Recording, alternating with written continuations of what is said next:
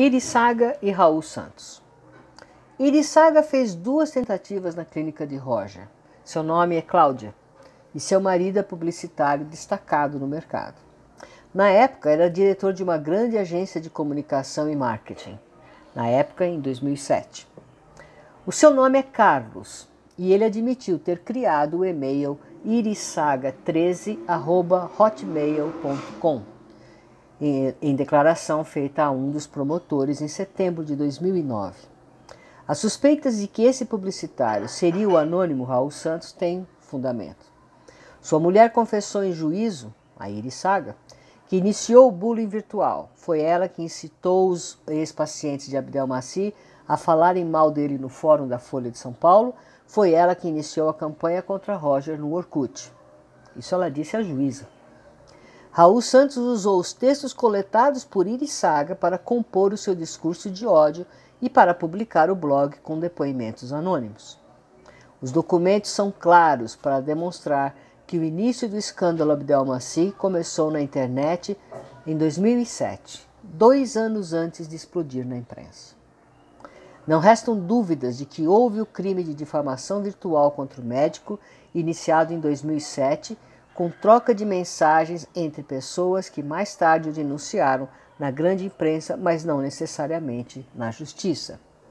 Na verdade, o bullying iniciou-se em final de maio de 2007, quando Cláudia terminou o tratamento, ou interrompeu o tratamento na clínica de Roger. Eles brigaram. Muito embora alguns advoguem que os fins justificam os meios, Roger Abdelmaci foi sim vítima dos crimes de calúnia e difamação, agravados pelo fato de os criminosos serem anônimos e de que muitas das acusações publicadas nos blogs serem falsas, como ficou mais tarde demonstrado.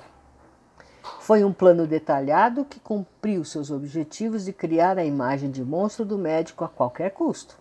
Desde as conversas no fórum da jornalista Cláudia Colucci, iniciadas em maio de 2007, passando pelas postagens agressivas no Orkut, pelos e-mails ameaçadores de Raul Santos, pelos blogs publicados com denúncias anônimas e depois a reunião presencial de vítimas em grupos organizados que tiveram até assessoria de imprensa para administrar suas aparições na mídia. Houve, sim, uma orquestração de oportunidades para criar um discurso entre as denunciantes que chamaria a atenção da opinião pública e da justiça pela coincidência dos relatos. Esse fato derrubou qualquer tentativa de defesa de Abdelmaci. No entanto, os promotores e a juíza afirmaram, convictos, que as vítimas de Abdelmaci nunca haviam se encontrado e que a coincidência dos depoimentos era a prova de que ele cometera todos os crimes pelos quais foi acusado. Na sentença, a juíza escreveu apenas isso sobre a declaração de Cláudia Irissaga. Criou um perfil no Orkut com o nome de Irissaga, pois nem seus amigos sabiam do tratamento e do abuso. A finalidade era tentar descobrir se havia mais vítimas, mas nada de concreto apareceu, somente comentários. Serviu para mantê-la viva e canalizar a sua raiva, bem como a de seu marido. Sentiu-se extremamente impotente, ferida por dentro. No dia 15 de outubro de 2009, Irissaga, Cláudia, deu seu depoimento em juízo, acusando Roger de tê-la molestado após o procedimento de coleta dos óvulos, quando ela ainda estava sob efeito do anestésico. Segue parte do seu depoimento como está nos autos. Após a sedação, eu acordei na sala do pós-cirúrgico e estava em pé, amparada pela porta do banheiro e pelo corpo do Dr. Roger. Eu estava mole, estava saindo da sedação. Ele estava me beijando.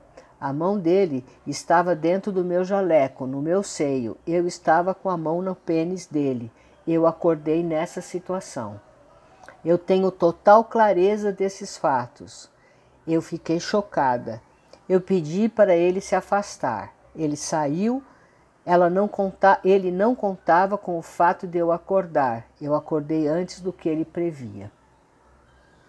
O promotor pergunta como ela chegou naquela posição, dormindo em pé, acordando com o médico manipulando seu corpo e ao mesmo tempo a segurando, mas Cláudia não se lembra. Depois que Roger saiu da sala de repouso, ela trocou de roupa e foi acompanhada até a recepção pelo Dr. Dirceu Mendes Pereira.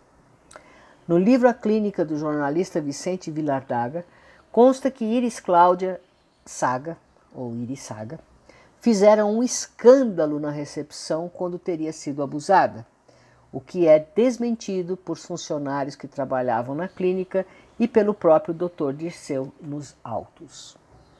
Cláudia disse à juíza que procurou o Ministério Público para denunciar Roger, mas a promotora duvidou de sua palavra, a tratou com frieza e disse que o médico era muito poderoso e que ela não tinha provas.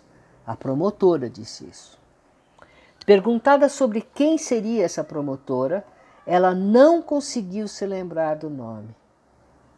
Nem o departamento ou o andar do prédio do Ministério Público da Barra Funda, em São Paulo, onde foi atendida.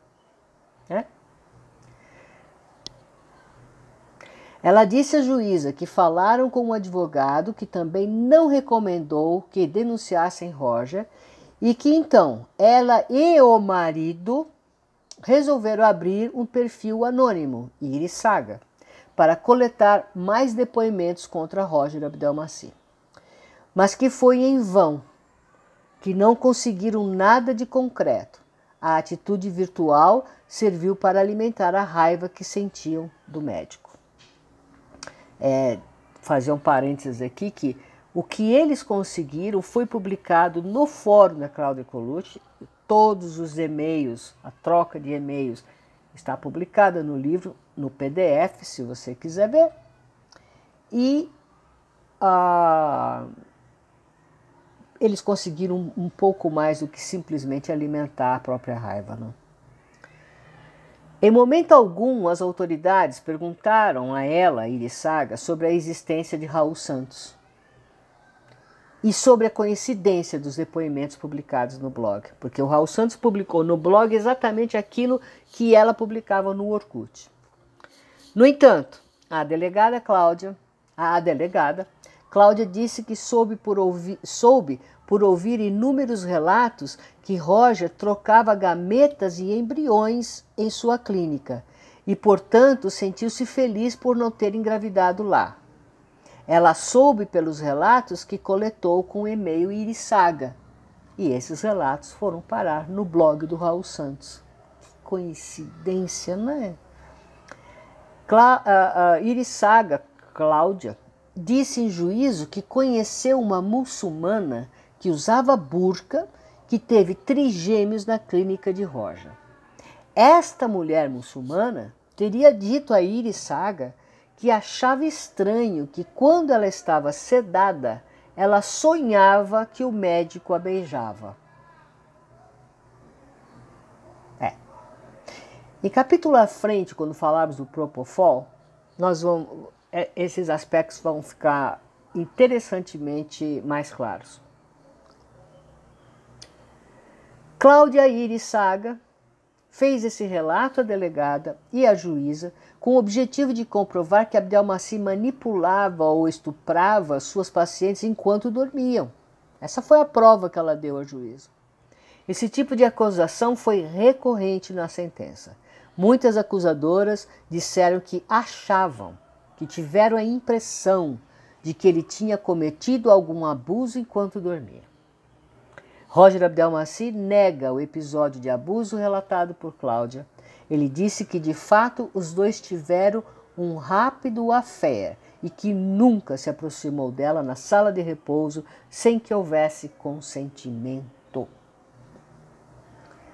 Testemunhas que trabalhavam na clínica referem-se a Cláudia como uma mulher determinada, brava, daquelas que manda na casa, que manda no marido. Era ela que fazia as negociações sobre os tratamentos, era ela que dava a última palavra. Muitos acreditam que Cláudia armou uma situação com a recepcionista Cristiane, aquela que abriu o processo de denúncias contra Abdelmaci. Nós vamos falar desse caso mais à frente.